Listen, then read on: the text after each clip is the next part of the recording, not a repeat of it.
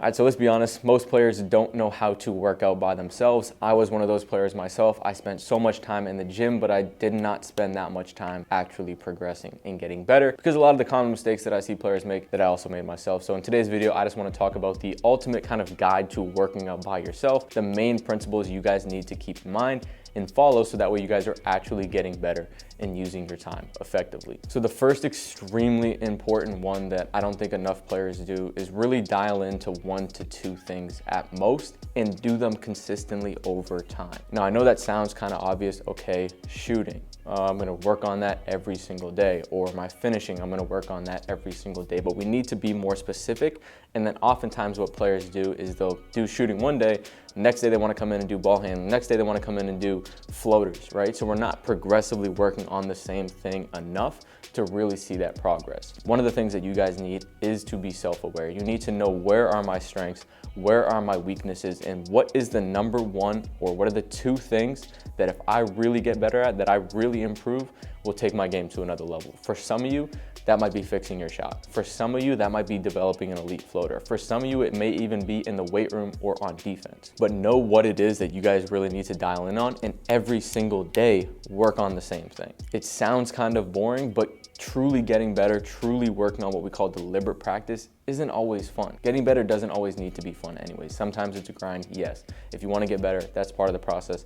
That's what you need to do. Kind of tying that back into myself, like I was saying, one of the things that I always did, I was always working on different stuff. I didn't really have a focus. I knew, okay, maybe I want to get better at my shooting, my ball handling, my finishing, my floaters. So I kind of work on all of it. So I'd kind of get a little bit better. But if you want to see drastic improvement and really get to the next level, you need to dial in and focus on, like I said, 1 to 2 things. Now, the second thing with those 1 to 2 things is we need to challenge ourselves effectively. Now, again, this one sounds so obvious. If we need to challenge ourselves, makes total sense. But again, there's so many misconceptions with it.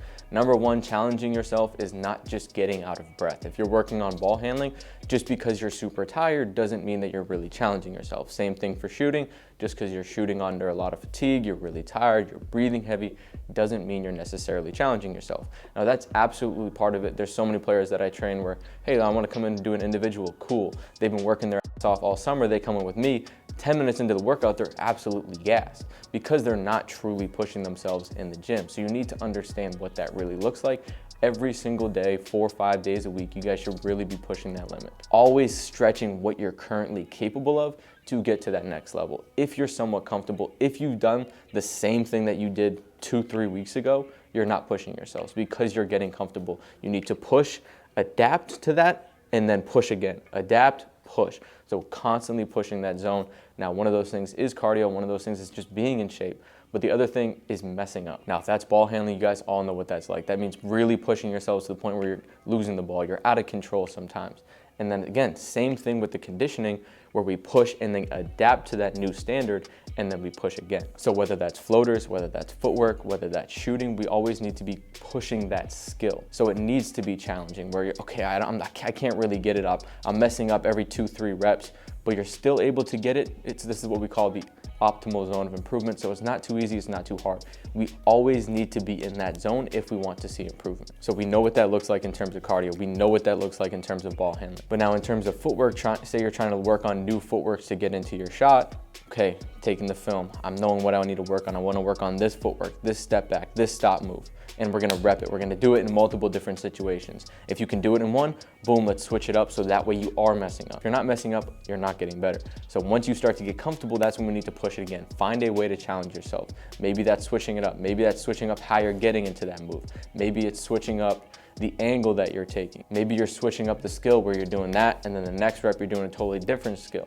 So we're always just trying to push the edge of what we're comfortable with, and that means not just the cardio, but also the skill aspect as well. It should always be kind of mentally challenging to execute it, not just physically, but mentally as well. So another really good example that I think we can do, especially if we're constantly working on the same skill and we're constantly trying to push ourselves, is we can do things where we're trying to make X amount of shots, or we're trying to execute it 7 out of 10 times. And we're constantly just tracking that progress. Say we're working on a certain footwork or a certain shot off the ball screen. Okay, we want to be able to make 7 out of 10 going absolutely full speed into this shot. And you're constantly challenging yourself. Oh, you're getting 6 out of 10, then you're getting 5 out of 10, you're getting 6 out of 10. And you're trying to reach for a new standard. And again, you're constantly being challenged by that. Once that's too easy, let's make it a little more difficult. Maybe we're doing a different move into that pick and roll. Still trying to get that 7 out of 10. Okay, that's too easy. Boom, let's try to go 8 out of 10. Let's put a little more pressure. Now we got to go 4 in a row instead of 8 out of 10 or 5 in a row, right? Whatever it is that can really challenge that skill, you can do that by utilizing time, and you can utilize that by tracking your makes, your misses, how many you're making in a row. All super easy things that you guys can add challenge to your workouts. Now, my next favorite part about challenging ourselves is not just doing the same all the time, right? Okay, we see the 5 in a row spot shots. We see the catch rip get into the certain layup. Get a little bit outside the box. Don't do the typical things, because you can do the typical things when you're with teammates, when you're working on certain game actions. Don't be afraid to get away from those game-like drills.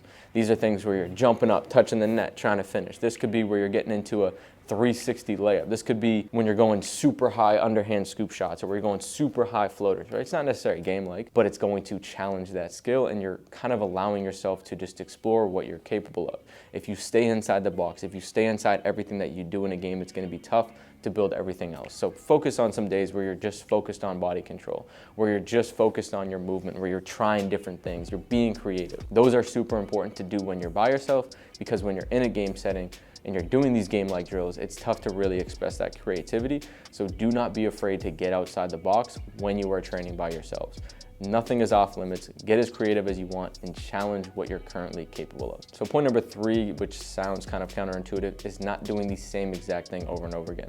So I know I said, okay, we're working on the same skill, we're trying to challenge ourselves, but kind of to that point earlier, if we're just doing the spot shots, shooting from the same spot, it gets a little too easy. If we're working on our floaters and we're doing the same exact floater over and over again, it gets a little too easy. So once anything becomes too easy, again, we need to find a way to challenge it. How do we do that? By not doing the same thing over and over again. So say we're going catch, rip into a floater. I don't want to do that same exact rep on the next attempt, because I already know how to do it. I already have reference from the last rep. It's too easy mentally. It's too easy on the skill. So we need to challenge that, okay? Instead of doing the catch, rip, floater, the next one, maybe I'm gonna go catch, shimmy into a change direction floater. Or maybe I'm gonna go catch, rip, floater, then I'm gonna go catch and shoot jump shot, and then go back. So we do not wanna be doing the same exact thing over and over again. Whatever you did the last rep, try to change it up and do something at least a little bit different, so we can still work on the same skill. We can still have the same goal, whether it's a floater, extension finish, inside hand finish, but we can change up how we do it, so there is a little bit more variability, which is going to present more challenge for you guys, which is going to help accelerate the skill building process.